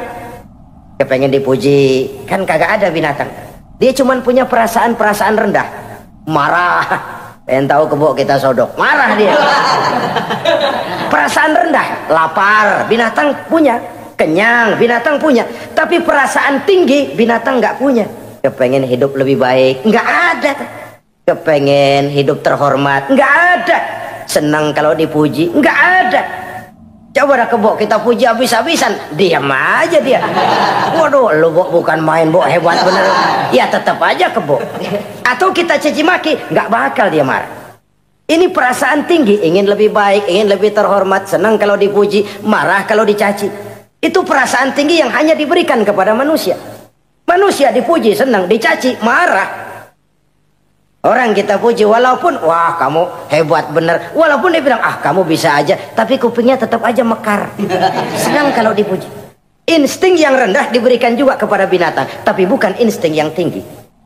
Ini petunjuk pertama. Dengan itu kita punya perasaan dasar untuk mengagumi, untuk sedih, untuk gembira dan sebagainya. Setelah insting kita diberikan panca indera yang kerjanya juga nggak sama. Penciuman dengan pendengaran dengan penglihatan kan nggak sama. Yang enak buat kuping belum tentu enak buat hidung. Orang buang angin kalau ditinjau dari segi bunyi enak buat kuping, tapi hidung kan kelabakan. Kerjanya nggak sama. Panca indera ini penting sebagai kesiapan untuk melayani insting. Persiapan melayani insting. Cukupkah? Tidak. Binatang juga diberikan panca indera. Bahkan kadang-kadang panca indera binatang lebih tajam daripada panca indera manusia. Nah, lalu diberikan yang ketiga. Ini yang membedakan manusia dari binatang. Apa? Hidayah berupa akal, pikiran. Dengan ini, coba kita lihat. Manusia bikin rumah, burung bikin rumah. Tapi bandingkan, rumah burung dari tahun atu, ya gitu-gitu aja. Tapi rumah manusia, Masya Allah, modelnya macam-macam. Ada yang kita dari jauh nggak ngerti ini celengan apa rumah orang ini, bundar begini. Binatang bikin rumah, manusia bikin rumah. Binatang bikin rumah dengan insting, manusia bikin rumah dengan otak. Hasilnya berbeda. Manusia tidak punya sayap, tapi dengan otaknya dia bisa terbang lebih tinggi dari burung. Manusia tidak bernapas dengan insang, tapi dengan otaknya dia bisa nyelam lebih dalam daripada ikan. Ini kelebihan manusia dari binatang, diberikan otak. Belum cukup rupanya otak, karena otak ini penemuannya relatif. Apa yang dianggap hari ini benar, besok udah nggak benar. Apa yang hari ini otaknya bilang baik, besok dia bilang jelek. Apa yang hari ini otaknya bilang katakan jelek, besok dia bilang baik. Yang relatif tidak bisa dijadikan pegangan. Maka Allah lalu memberikan yang keempat, Hidayatuddin namanya, petunjuk berupa agama. Diberikan insting, diberikan panca indera, diberikan otak, lalu diberikan agama. Turun para rasul yang 25 itu yang merupakan mata rantai yang berkaitan, tidak terpisah. Misi samawi, semuanya sama bersumber dari Allah yang satu itu. Setelah agama datang, masih ada yang lebih penting. Apa? Hidayah yang disebut taufik. Persesuaian kehendak antara kita dengan Allah. Kalau taufik tidak datang, kalau taufik tidak dapat, Kan'an saja anak Nabi Nuh kufur. Anak Nabi tidak dapat taufik namanya itu. Agama turun, bapaknya Nabi. Bapaknya Nabi. Azar, ayahnya Nabi Allah Ibrahim, tidak mendapat taufik. Lalu Abu Jahal, Abu Lahab, pamannya Nabi, tidak mendapat taufik. Lalu istrinya Nabi Lut tidak mendapat taufik. Bayangkan ini, anak Nabi, paman Nabi, bapak Nabi, istri Nabi. Taufik inilah yang hak prerogatif Allah. Insting semua dikasih, panca indera semua dikasih, otak semua dikasih, agama kepada semua diturunkan. Tapi taufik ini hak prerogatif Allah. Lah kita ini bersyukur, ponakan Nabi aja bukan dapat taufik. Tidak sekedar mendengar Islam, mendengar agama, tapi mengikuti agama itu sendiri. Inilah institusi-institusi yang diberikan Allah kepada kita. Jadi kalau sudah begini lengkap, manusia, nih aku kasih, tempuh jalan ini, masih salah juga, dasar sableng. Pantas kalau Allah mengadili. Pantas kalau Allah memberikan sanksi. Kenapa? Rasul udah turun, otak dikasih, panca indera dikasih, peringatan dikasih, masih salah juga. Pantas dong kalau diadili. Kecuali kalau Allah nggak nurunin apa-apa. Hidup dah selagu-lagu lu sono. Mau guling, mau gupak, terserah deh. Kalau begitu, lalu ada pengadilan, nggak adil. Ini institusinya lengkap kok. Pantas kalau Allah mengadakan pengadilan di akhirat. Pantas kalau Allah meminta kita pertanggungan jawab. Komplit begini rupa. Nah, termasuk di dalamnya kita percaya kepada yang gaib ini. Bahwa ada yang tidak nyata di balik yang nyata ini. Ada yang kita percaya kebaikannya. Ada yang kita percaya sekedar percaya saja. Kayak setan, iblis, kita percaya adanya. Tapi kan nggak wajib ngikutin. Termasuk mempelajari ilmu-ilmunya setan, ilmu-ilmunya iblis. Tenung, santet, nujum-nujuman, ramal-ramalan, itu kan ilmu-ilmunya setan, ilmu-ilmunya iblis. Belajar saja pun jangan, belajar saja pun nggak boleh, apalagi sampai mengamalkannya. Karena tatkala kita belajar apalagi mengamalkan, kita sudah bersekutu dengan setan dan iblis. Na'udzubillah summa na'udzubillah. Ini yang pertama. Jadi orang yang bertakwa itu sifatnya yang pertama, dia percaya kepada yang gaib. Di balik yang nyata ada yang tidak nyata. Lah, saudara-saudara, jangankan yang alam seperti ini ya, alam kubur, alam akhirat. Masih di alam nyata ini saja ada sesuatu yang hanya kita bisa rasakan tapi nggak bisa kita lihat, nggak bisa kita pegang. Contohnya angin. Ada tuh, kita rasain tapi kan nggak bisa kita pegang. Bentuknya bagaimana kita nggak tahu. Wah, merah pak, kenapa? Buktinya dikerok. Itu mah merah kerokan, bukan warna angin merah. Sesuatu yang ada tapi hanya bisa kita rasakan. Pedas, makan cabai pedas. Pedas itu ada, tapi kan abstrak. Mana sih pedasnya? Nggak bisa kita pegang, nggak bisa kita lihat, tapi kita rasain. Oh, itu yang hijau mah cabai mang. Pedasnya mana pedasnya? Sesuatu yang cuma ada rasa, tanpa bentuk, tanpa bisa kita jamah.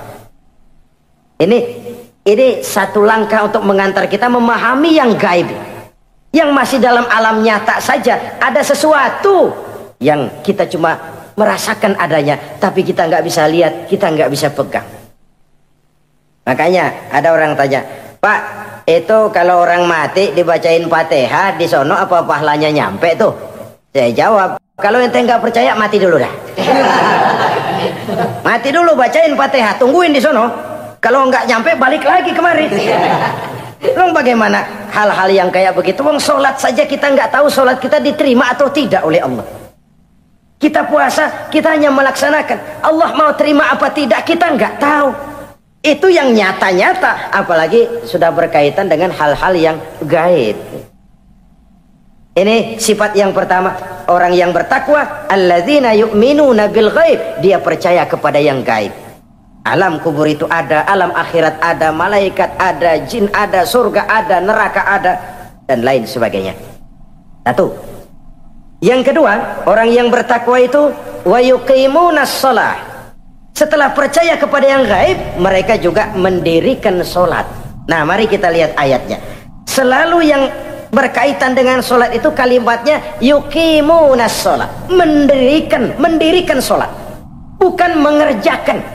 Gak ada ayat i'malis sholat, if'alis sholat, kerjakan sholat, gak ada. Selalu aqimis sholat, dirikan sholat. Kenapa? Kata para ulama, kalimat mendirikan ini mengandung makna istimrar, mengandung arti kontinuitas, ada kelanjutan. Mendirikan sholat artinya mengerjakan sholat dengan betul. Selesai sholat, ajaran sholat diterjemahkan dalam kehidupan. Itu artinya mendirikan sholat. Nah, kalau dilihat dari sisi ini, banyak di antara kita yang sudah mengerjakan sholat tapi belum mendirikan sholat. Sebab mendirikan istimrar, ada kesinambungan. Selesai sholat, ajaran sholat diterjemahkan di tengah-tengah kehidupan bermasyarakat. Sehingga sholatnya punya refleksi, sholatnya punya bias dalam membentuk kepribadian dirinya. Ini kadang-kadang rancun. Yang sembahyang dia, yang nyolong dia. Yang baca Quran dia, yang fitnah orang dia. Yang sedekah dia, yang nyolong dia juga. Ansip bingung bagaimana mutusinnya.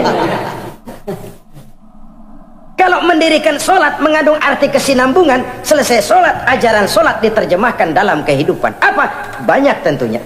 Misalnya sholat melahirkan sikap rendah hati, melahirkan keikhlasan, melahirkan sifat jujur, melahirkan sifat disiplin dan lain sebagainya. Dan itu diterjemahkan dalam kehidupan. Kita lihat, ini anggota badan kita yang paling terhormat kan kepala. Kalau bercanda sama teman, dipegang tangan, kita masih senyum. Dipegang kaki, kita masih senyum. Tapi kalau pala dikeplakin, jengkel bukan main. Kenapa? Al-Mukarram itu adanya di sini, otak, di kepala. Tapi kepala yang kita hormati ini ketika sujud dengan di hadapan Allah sama rendahnya dengan telapak kaki kita. Allahu Akbar. Yang besar cuma Allah. Manusia, kepala sama rendah dengan telapak kaki. Kesadaran ini membias. Selesai sholat, kembali ke masyarakat, sombongnya hilang. Apalagi ikhlas. Sholat itu kan lillahi ta'ala. Orang mau puji apa tidak, enggak soal. Orang mau bilang ini, mau bilang itu, soal lain. Yang penting ini saya kerjakan lillahi ta'ala, karena Allah saja, bukan karena yang lain. Disiplin. Sehari semalam 5 kali kita lapor kepada Sang Maha Komandan. Bagaimana tidak akan tercegah dari perbuatan yang keji dan munkar? Seorang prajurit saja, kalau sehari semalam 5 kali dia lapor kepada komandannya, saya yakin dia tidak akan sempat melaporkan yang tidak baik. Pantas kalau Al-Quran memberikan jaminan sholat mampu mencegah manusia dari perbuatan yang keji dan munkar. Masih ada yang tanya, Pak, katanya sembahyang mencegah orang berbuat jahat. Iya, teman saya kok sembahyang nyolong ayam. Bagus, sembahyang nyolong ayam. Coba nggak sembahyang, nyolong motor. Gedean lagi yang dicolong. Dan sebenarnya itu bukan jawaban, itu cuma logika saja. Yang benar adalah sholatnya belum berfungsi. Dia baru mengerjakan sholat, belum mendirikan sholat. Inilah yang kalau kita jujur mau bicara, inilah problem kita sekarang ini. Mengislamkan orang Islam. Bagaimana dari mengerjakan sholat kita menjadi mendirikan sholat. Agar sholat itu membuahkan hasil berupa pembentukan kepribadian. Di tengah-tengah kehidupan sosial kemasyarakatan. Kalau tidak, ya sekedar terjebak kepada rutinitas. Pergi haji begitu, pulang haji bikin gila. Masuk Ramadan begitu, selesai Ramadan ya tetap begitu. Ibadah tidak memberikan bias dalam pembentukan pribadi. Itulah sebabnya digunakan kalimat yuqimunas sholat, mendirikan sholat, yang mengandung arti berkesinambungan. Selesai sholat, jiwa dan semangat, ajaran dan filsafat sholat diterjemahkannya dalam kehidupan sehari-hari. Saudara-saudara kaum muslimin rahimakumullah. Sifat yang ketiga dari orang takwa adalah wa mimma razaqnahum yunfiqun. Mereka menginfakkan sebagian dari rizki yang diberikan Allah kepada mereka. Rizki menurut definisi yang diberikan para ulama kita, ar-rizqu bimakna al-ata hissiyan kana aw ma'nawiyan. Rizki adalah pemberian, baik yang abstrak maupun yang konkret. Selama ini kita sering mengartikan rizki hanya dalam bentuk uang, sehingga rizki kita dibatasi oleh pengertian kita sendiri. Padahal tidak cuma uang, ilmu adalah rizki, jabatan dan kedudukan adalah rizki, otoritas dan wibawa juga rizki, anak, istri, suami juga rizki. Ketika ayat ini mengatakan wa mimma razaqnahum yunfiqun, mereka menginfakkan sebagian dari rizki, yang dimaksud di sini adalah rizki yang konkret dalam bentuk materi, uang, benda dan lain sebagainya. Orang yang bertakwa sadar benar, dari Allah rizki datang, ke jalan Allah rizki dibelanjakan. Semakin kita rajin membelanjakan rizki di jalan Allah, biasanya akan semakin mengalir rezeki dari Allah. Semakin bakhil kita, kadang-kadang rezeki juga malas deketin kita. Yang keempat, orang yang bertakwa itu alladzina yu'minuna bima unzila ilaika wa ma unzila min qablik. Mereka beriman, mereka percaya kepada apa yang diturunkan terhadap Muhammad, yaitu Al-Quran, wa ma unzila min qablika, dan apa yang telah diturunkan sebelum kamu, yaitu Taurat, Zabur dan Injil. Orang yang takwa percaya bahwa Allah dahulu telah menurunkan Taurat kepada Musa, Allah telah menurunkan Zabur kepada Nabi Daud, Allah telah menurunkan Injil kepada Nabi Isa. Percaya sekadar percaya, tidak wajib mengamalkan ajarannya. Kita percaya Taurat itu kitabnya Allah, Injil dahulu yang diturunkan kepada Nabi Isa kitab Allah, Zabur kitab Allah. Percaya sekadar percaya, bukan percaya kemudian mengamalkan, bukan. Karena dengan turunnya Al-Quran, maka seluruh kitab-kitab terdahulu sudah tercakup di dalam Al-Quran. Orang yang bertakwa percaya kepada apa yang diturunkan terhadap Nabi Muhammad. Apa itu? Al-Quranul Karim. Bagaimana kepercayaan kita kepada Al-Quran? Bahwa dia kitab suci yang isi dan redaksinya langsung dari Allah, yang kita membacanya beribadah, mengerti atau tidak mengerti artinya. Akan lebih baik setelah bisa membaca, mengerti, kemudian mengamalkannya dalam kehidupan kita. Saudara-saudara, kalau kita adakan konteks ini di mana-mana, modernisasi, globalisasi, kemajuan sering membawa pergeseran nilai. Dulu, ini zaman dulu ya, waktu listrik belum masuk desa, kita rasakan betul kalau masuk kampung berasa banyak orang Islam. Padahal rumah pakai lampu templok, lampu tempel, paling banter patroma. Tapi kita masuk kampung berasa kok banyak orang Islam. Kenapa? Suara Al-Quran kedengaran dari rumah-rumah. Kenapa? Ada anak-anak muda lagi latihan baca Barzanji. Kenapa? Ada patayat, santri-santri wanita lagi baca sholawatan. Kenapa? Nenek-nenek lagi ngapalin sifat 20 sembari nyisik. Wujud artinya ada, maka mustahil zaman dulu. Terjadilah modernisasi, listrik masuk desa. Apa yang kita lihat? Rumah pada terang. Terus televisi main gede-gedean. Lalu radio kaset main kenceng-kencengan. Tergeserlah suara Al-Quran, apalagi sholawatan, apalagi barzanjian. Apa tidak boleh? Ya boleh saja. Apa tidak bagus? Ya bagus saja. Tapi kalau harus menggeser, apalagi menggusur nilai-nilai positif, itu yang kita prihatin. Kan Nabi mengingatkan, la tattabi'anna sunnana man kana qablakum shibran bi shibrin wa zira'an bi zira'in. Kamu akan ikuti tingkah laku orang-orang sebelum kamu. Cuma ikut-ikutannya nggak berasa, sejengkal, lalu sehasta, lalu semeter, lalu 3 meter. Begitu enak kamu ikut-ikutan budaya orang lain, sampai yang kamu ikuti masuk lubang biawak, kamu akan masuk juga ke dalamnya. Inilah kehidupan kita, inilah kehidupan anak-anak kita. Jujur mereka lebih kenal Valentine Day daripada Muharram. Anak-anak kita, anak-anak muslim, kalau kita menghitung Muharram sampai Zulhijjah nggak hafal. Kalau Januari sampai Desember, anak-anak kita bangun tidur hafal. Muharram sampai Zulhijjah, jangan anaknya, bapaknya keder. Kita hanyut oleh budaya-budaya yang, ya bukan saya katakan bukan tidak baik, tapi kalau harus menggeser, apalagi menggusur yang ada kaitannya dengan nilai agama, ini kan ironi. Ikut-ikutan kita sejengkal, semeter, sampai yang diikutin masuk lubang biawak, udah kadang asik ikut, ya ikut juga nyemplung ke dalamnya. Orang sering katakan mula-mula dari nama dulu nih yang kagak begitu kelihatan pengaruhnya. Mula-mula malu pakai nama yang berbau Quran, malu pakai nama yang berbau Islam. Dari nama nanti dia pindah ke pakaian, dari pakaian dia pindah ke pergaulan. Kalau sudah pindah ke pergaulan, dikhawatirkan pindah agama pun nggak terasa. Wah, semua agama sama, semua agama bagus. Lalu bagaimana? Bagaimana musimnya aja. Ironi, menyedihkan, memilukan, bahkan memalukan. Yang tidak boleh kan fanatik kepada guru, yang tidak boleh kan fanatik kepada suku.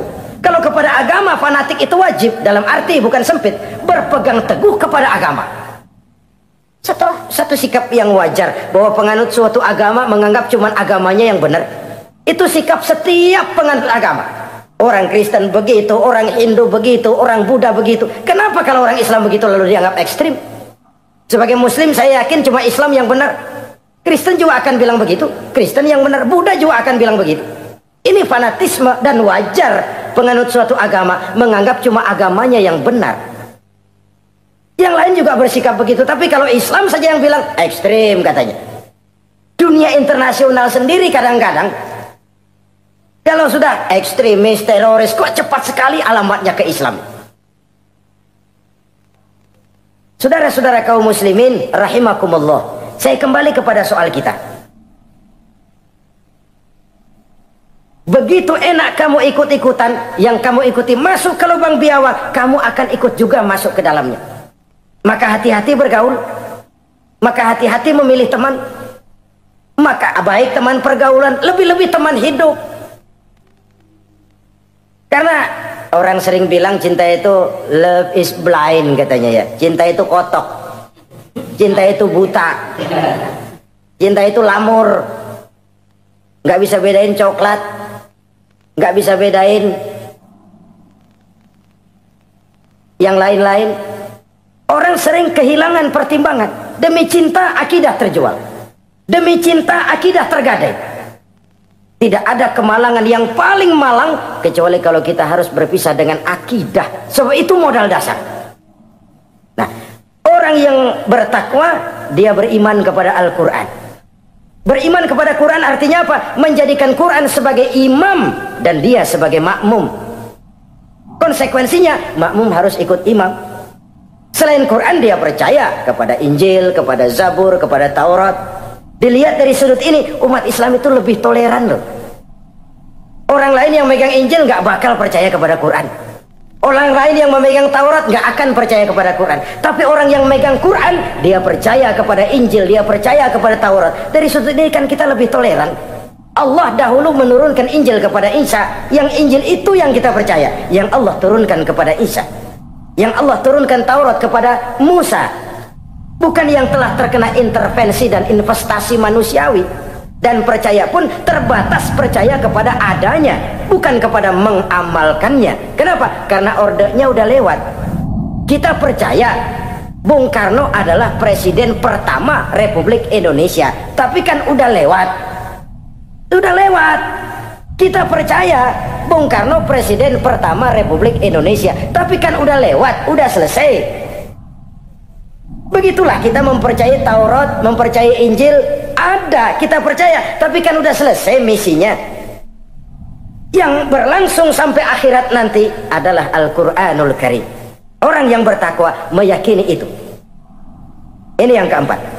Yang kelima, wabil akhirati hum yuqinun. Mereka yakin, orang bertakwa ini, kepada adanya akhirat. Ah, kalau itu kan gampang, semua orang juga yakin. Loh, bukan sekedar yakin, sekedar percaya. Yalah, percaya kepada Allah, percaya kepada akhirat, pokoknya percaya. Bagaimana? Ya begitu, pokoknya percaya. Bukan itu. Kepercayaan yang memberikan refleksi. Iya ya, akhirat ada. Ada hidup sesudah mati, ada akhirat sesudah dunia. Saya memang benar kepengen cepat kaya, tapi kalau nipu orang nanti di akhirat bagaimana? Ini loh. Saya memang benar kepengen cepat naik pangkat, tapi kalau mesti jilat atas injak bawah, sikut kiri kanan, teman jadi lawan, lawan jadi teman, di akhirat saya bagaimana? Ini loh percaya akhirat itu. Saya memang benar kepengen cepat kaya, tapi kalau makan renten nanti di akhirat bagaimana? Kepercayaan yang mewarnai gerak kehidupan. Kalau percaya sekedar percaya, yang buta campur budak juga percaya akhirat ada. Tapi Perhatikan kepercayaan yang memberikan refleksi, mewarnai gerak hidup kita. Loh, enggak gitu. Orang yang percaya akhirat itu gayanya enggak gitu. Orang yang percaya akhirat itu sikapnya enggak gitu. Orang yang percaya akhirat jalannya enggak gitu. Orang yang percaya akhirat ngomongnya enggak asal ngomong. Kepercayaan yang memberikan refleksi terhadap gerak hidup. Nah, ini refleksi dari sifat-sifat takwa. Saudara-saudara, kalau itulah sifat-sifat orang takwa, lalu terhadap mereka yang takwa ini, karunia apa yang diberikan Allah? Apa keutamaan mereka? Mari kita kutip beberapa ayat. Pertama, ini janji Allah ya. Wa may yattaqillaha yaj'al lahu makhraja. Siapa yang bertakwa kepada Allah, maka ia akan diberikan jalan keluar dari segala macam kesulitan. Masya Allah. Orang takwa itu kan orang yang dekat dengan Allah. Kalau sudah dekat dengan Allah, everything is running well. Apa yang nggak selesai? Impossible, kata otak. Tidak mungkin, kata rasio. Mana bisa menurut kebiasaan. Tapi orang yang takwa selalu saja ada jalan keluar. Selalu diberikan Allah jalan keluar. Nah, ini yang faktor yang irasional, faktor yang non komputer, faktor yang samawi. Allah yang mau, ada saja jalan keluar. Coba. Waktu terjadi peristiwa hijrah, Masya Allah, Rasulullah itu sudah dikepung rapat rumahnya, pagar betis. Jangan manusia, tikus saja nggak bisa lewat. Rapat di pagar betis. Kesepakatan sudah jelas, membunuh Muhammad bersama-sama. Apa yang terjadi? Ketika Nabi keluar, buka pintu. وَجَعَلْنَا مِنْ بَيْنِ أَيْدِيهِمْ شَدَّةً وَمِنْ خَلْفِهِمْ شَدَّةً فَأَغْشَيْنَاهُمْ فَهُمْ لَا يُبْصِرُونَ. Di depan, belakang, di kiri, kanan mereka kami jadikan dinding. Kami butakan mereka. Mereka nggak lihat Muhammad keluar dari rumahnya. Allah berikan jalan keluar. Padahal Quraisy siaga satu, pita merah, apel siap, mata menteleng. Nabi lewat nggak kelihatan. Persis ikan bandeng. Ikan bandeng kan melotot, colok diam aja. Nggak lihat apa-apa. Ya ja'allahu makhraja. Allah berikan jalan keluar dari berbagai macam kesulitan. Sesuatu yang menurut kita, aduh udah dah, nyerah dah, nggak bisa dah. Tapi orang yang takwa kepada Allah, Allah janji, Allah lah yang janji ini. Ya ja'allahu makhraja. Allah akan berikan jalan keluar dari segala macam kesulitan. Kenapa? Dia dekat dengan Allah. Orang yang kayak begitu yang kita takut itu. Doanya ngebul, kata anak-anak. Permohonannya didengar, ratapannya dipenuhi. Allah berikan dia jalan keluar, ada saja jalan keluarnya. Ini keistimewaan pertama dari orang yang takwa itu. Lah kalau Allah yang ngasih jalan keluar, siapa yang bisa mencegah jalan orang kayak begitu? Di pagar betis lolos, di Gua Sur Quraisy sampai ke Gua Sur mencari Nabi. Kalau mereka nengok aja kelihatan. Apa yang terjadi? Dilalah, dadakan. Burung bertelur di bibir goa, laba-laba bikin sarang di bibir goa. Quraisy mikir kalau Muhammad masuk kemari telur berantakan, rumah laba-laba hancur nih, nggak mungkin dia ke sini, cari ke tempat lain. Rumah laba-laba yang rapuh menggagalkan usaha Quraisy yang gagah perkasa. Ya ja'allahu makhraja. Allah berikan jalan keluar. Ini yang pertama. Yang kedua, wa yarzuqhu min haitsu la yahtasib. Allah berikan rizki dia, orang yang takwa ini, dari jalan yang tidak disangka-sangka. Rezekinya mengalir. Kenapa? Dia dekat dengan Allah. Allah maha kaya. Kadang-kadang ini orang kerjaannya sujud doang, mengangkat tangan, rezekinya ada aja. Allah yang kaya, Allah yang maha tahu. Orang yang takwa walaupun gajinya kagak ada, penghasilannya gede. Allah yang memberi. Jangan lupa itu, ada gaji, ada penghasilan. Kalau gaji pun ada ukurannya. Kadang-kadang ada orang gajinya kecil, penghasilannya gede. Umpamanya jadi lurah musim gusuran. Itu penghasilan. Kalau gaji bisa diukur, tapi penghasilan gede lah. Kalau semeter komisinya sekian kan gede tuh penghasilan. Ada juga yang memang gaji gede, penghasilan gede. Ini pejabat-pejabat yang banyak sikutannya tuh. Saudara-saudara kaum muslimin, orang yang bertakwa itu yarzuqhu min haitsu la yahtasib. Allah berikan rizki lewat jalan yang dia nggak sangka-sangka. Ada aja jalannya. Nggak punya duit tapi haji bisa pergi. Nggak punya duit tapi ya hidupnya wajar. Tamu datang balahan Pernah itu ada tamu di Jawa Timur sana datang ke rumah seorang kiai, ratusan tamu dikasih makan semua. Padahal kiai rumahnya gede. Tamu ada yang dalam hatinya nyeletuk, ini kiai bisa ngasih makan orang satu rombongan banyak begini, duit dari mana ini? Dalam hatinya disamperin sama kiai, kamu jangan buruk sangka, ini rezeki halal. Bukan cuma rezeki, dia bisa ngerti hati orang. Mukasyafah, Allah bukakan apa yang Allah nggak bukakan buat orang lain. Ini karunia, dan itu hanya mungkin dengan takwa. Itu tadi, komitmen kepada perintah Allah, menjauhi larangannya. Mukasyafah, dibukakan pintu oleh Allah. Dia bisa lihat yang orang nggak lihat, dia bisa tahu yang orang lain nggak tahu. Udah nggak bisa main-main kalau ketemu orang begini. Ini udah high class ini di sisi Allah. Ini yang kedua, rezekinya ngalir lewat jalan yang nggak sangka-sangka. Yang ketiga, wa may yattaqillaha yaj'al lahu min amrihi yusra. Orang yang bertakwa kepada Allah, Allah jadikan urusannya gampang. Allah mudahkan urusannya. Masya Allah.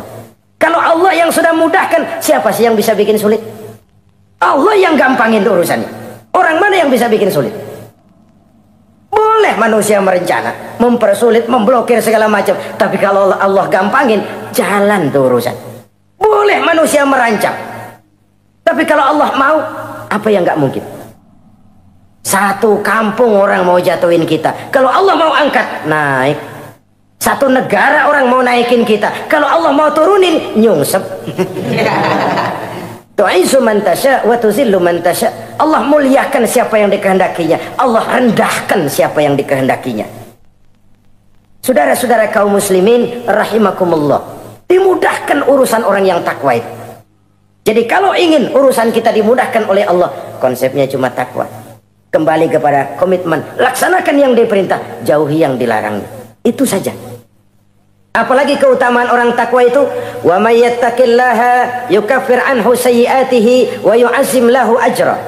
Siapa yang bertakwa kepada Allah, dihapuskan segala kesalahannya yang sudah lalu. Masya Allah, dihapuskan kesalahannya. Bahwa manusia punya salah, ya manusiawi. Tapi ada hadis menyatakan, ikuti perbuatan salahmu dengan kebaikan, niscaya kebaikan itu akan menghapus kesalahan kamu. Kalau dulu kita makan harta orang dengan zalim, kita nggak sempat minta maaf, tuh orang udah mati. Bagaimana caranya? Perbanyak sedekah. Mudah-mudahan sedekah ini menutupi kesalahan kita yang lalu memakan harta orang dengan cara yang zalim. Ikuti perbuatan salah dengan kebaikan, niscaya kebaikan itu akan menghapus kesalahan kamu. Nah ini orang yang bertakwa, dihapuskan kesalahannya oleh Allah, direhabilitir. Dia lakukan pemutihan, yang melakukan pemutihan Allah. Kalau dosa sudah dihapuskan, Masya Allah. Coba. Ada hadis menyatakan, siapa orang baca Bismillahirrahmanirrahim, maka dia bisa lewat di atas air. Beku itu air. Bismillah saja bisa jalan di air. Ini bismillahnya orang yang bagaimana? Nih. Bismillahnya orang yang bobotnya ringan. Bobotnya ringan, dia bisa jalan di air. Kenapa bobotnya ringan? Dosanya pemutihan. Model kita 16 kali baca bismillah, lewat di empang kelelep aja. Bobot kita kelewat berat oleh lapisan-lapisan dosa. Makin banyak dosa, makin berat bobot. Lalu bagaimana kita mau mendapat kemudahan dari berbagai urusan? Bung, dosa kita berlipat-lipat. Kata Imam Ghazali, hati itu kayak kaca, bening pada asalnya. Itu kan fitrah. Tiap kali kita berbuat dosa, noda, plek. Tapi orang yang rajin istighfar, orang yang rajin berbuat baik, noda itu dia bersihin tuh, dia lap, rek. Sehingga kaca ini walaupun dia terkena kotoran, tapi bersih lagi. Kenapa? Rajin dilap, rajin istighfar, rajin berbuat baik untuk menutupi kesalahan. Tapi kalau istighfar tidak berbuat baik, berat, itu nanti itu kotoran-kotoran di kaca itu berubah jadi tieng. Tahu tieng? Udah susah diilangin kotorannya, berkarat di atas kaca. Kalau dosa sudah berkarat di hati, susah dihapus, berat untuk taubat, berat untuk melakukan kebajikan, itu sudah kerugian besar buat kita semua. Orang yang baik bukan orang yang tidak pernah salah. Orang yang baik adalah orang yang kalau dia berbuat salah dia sadar, dijadikannya pelajaran untuk tidak diulanginya lagi pada masa yang akan datang. Manusia dalam Islam tidak dilahirkan dengan dosa, tidak. Manusia bertanggung jawab terhadap perbuatannya sendiri-sendiri. Oleh karenanya, apabila kita terjatuh berbuat salah, cepatlah adakan perbaikan. Orang yang bertakwa dihapuskan kesalahannya oleh Allah, dilakukan pemutihan. Ya sama juga televisi lah. Kita dulu-dulu udah lupa bayar, kelamaan numpuk. Akhirnya kan kata petugas, yang bulan ini bayar aja dah, yang bulan ini aja dah, yang lain mah pemutihan. Kenapa? Dia sudah lihat kita punya tanda-tanda baik, pengen membayar dengan sebagaimana mestinya. Padahal ketakwaan kepada Allah. Lalu wa yu'azzim lahu ajra. Orang yang bertakwa itu diperbesar pahala kebaikannya.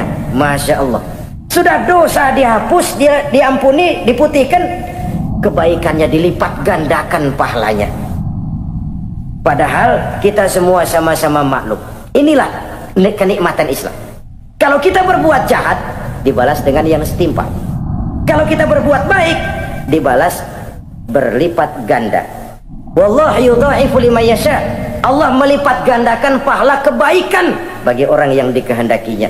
Alangkah pemurahnya Allah. Dosa kebaikan berlipat ganda, dosa kesalahan seimbang dengan kesalahan itu.